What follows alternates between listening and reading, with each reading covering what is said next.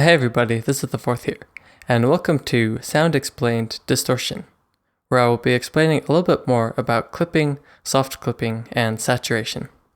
Clipping is an effect that occurs when your audio surpasses 0 decibels in 16-bit, 24-bit, and certain other audiophile format. And there are also certain kinds of effects that may purposefully introduce clipping into your sound. So let's look at clipping using a sine waveform.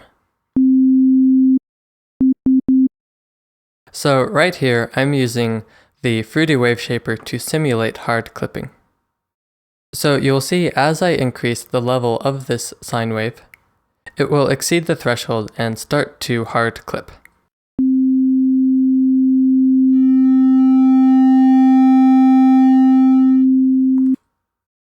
So you can see over on the oscilloscope here, once it passes the threshold, all the sound that is above the threshold gets completely flattened.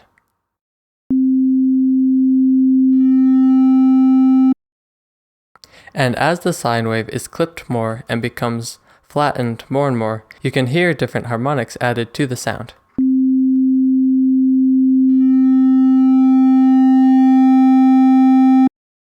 It starts to sound more and more like a square wave than it does a sine wave. And that's kind of what hard clipping is actually doing. It's making your sound a little bit more square. So the less you're clipping, the less harmonics will be added to the sound. And the more you're clipping, the more harmonics will be added. So that's hard clipping. And now I'm going to take a look at soft clipping, which I will also be creating with the Fruity Wave Shaper. So you'll see that instead of instantly flattening out the waveform once it exceeds the threshold, soft clipping keeps some of that roundness in the waveform.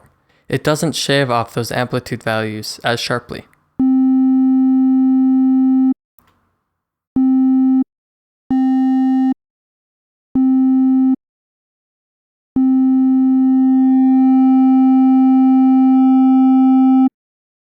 And you can hear that the harmonics introduced aren't quite as present as they are in the hard clipping example.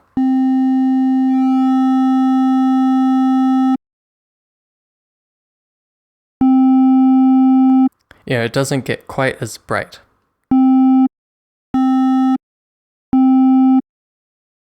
And saturation is essentially very similar to soft clipping.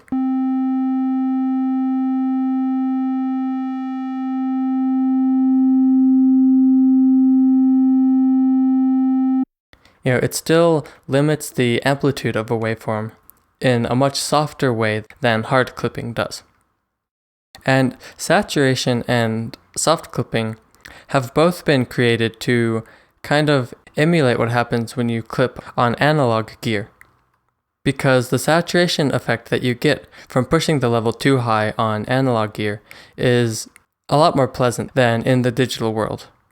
And a lot of people even like the effect that it has on the sound. And this is why there are so many digital emulations of that kind of saturation sound out there. So as you can see with this example, what clipping really does is makes your sound a little bit more square by flattening out any sound that exceeds the threshold. And you've probably heard to avoid clipping at all costs.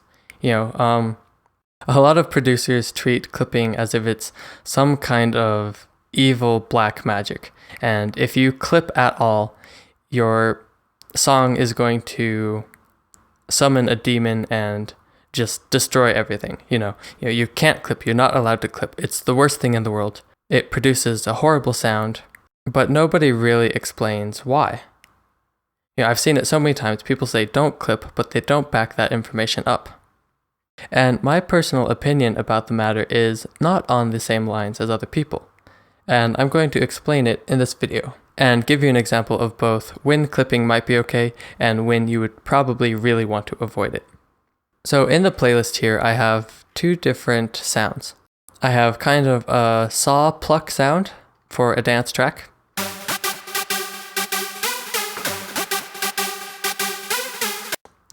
And then I have a piano.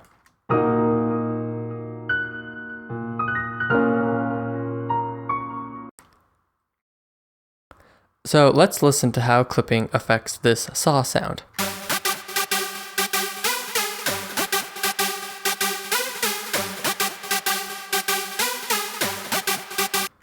Okay, so we're going to start off by clipping it a little bit.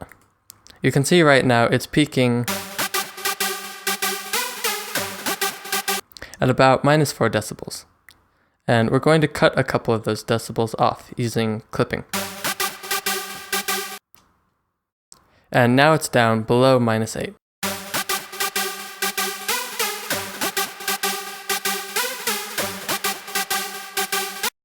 Now, a lot of you probably can't even tell the difference between these two sounds.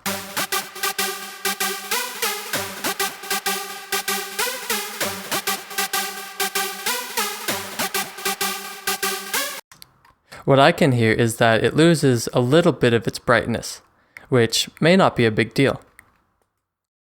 So let's clip it even more and see how that sounds.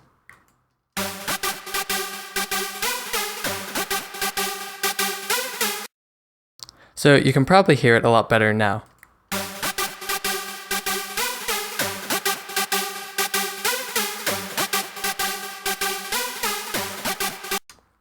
And the biggest problem here is, you're just losing the dynamics. It really sounds like overly compressed more than anything. You still don't particularly hear the clipping as much. I don't really hear any horrible sound that everybody talks about that you get from clipping. Now, obviously, the overly compressed sound is something that you want to avoid, but I don't hear anything that's as bad as people talk about. And then here's another example just with soft clipping to give you an idea.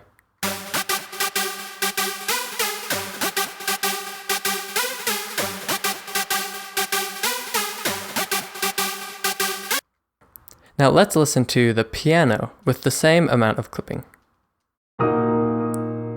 So you'll see that the piano is also peaking at about -4 decibels. So the clipping is going to be affecting it about the same amount.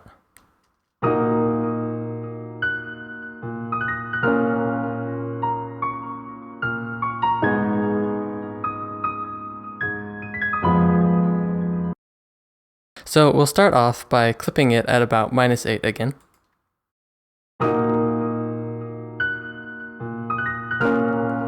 And you can hear instantly, that produces a very apparent sound, a very, not a good sound. Whereas with the saw sound, it was hardly even noticeable. And if we clip it even more, it's going to become even worse.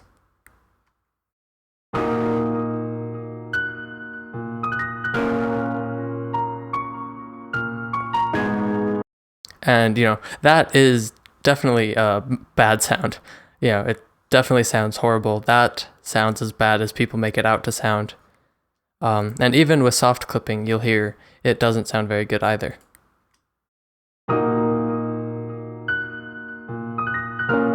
It's not nearly as apparent as the hard clipping, but you can still hear it, and it still doesn't sound very good.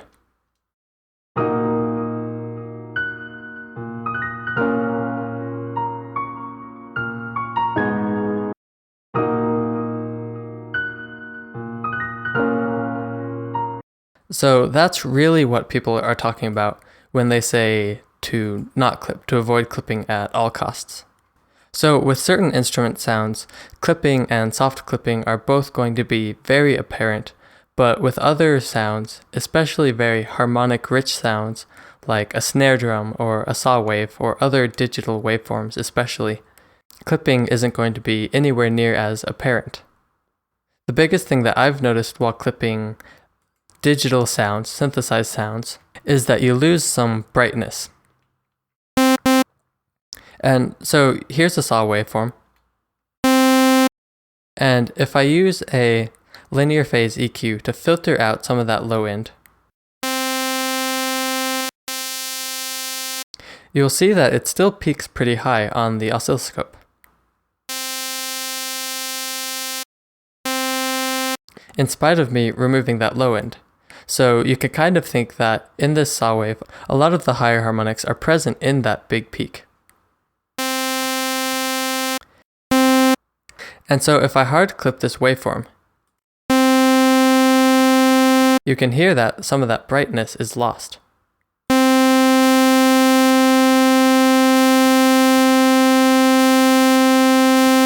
And if I clip it even more, you'll hear it even more.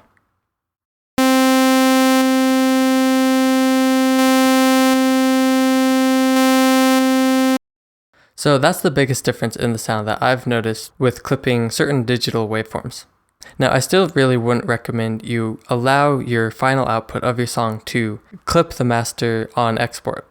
I personally employ some saturation or soft clipping on the master before exporting, but doing it that way allows me to control it, as opposed to me completely leaving it to the will of the export. But I do use the wave shaper quite a bit to either soft clip or hard clip various sounds in my production to help me achieve a louder mix with much lower peaks on the master.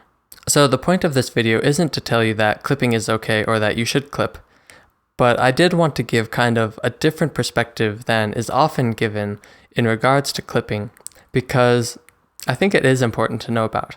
Because I use clipping and I use soft clipping, and it really helps me get a louder sound while I keep that punch. Because if I were to compress a sound the same amount, a lot of that punch would be lost from what I've found. So what you do is up to you. Clip at your own risk, and yeah.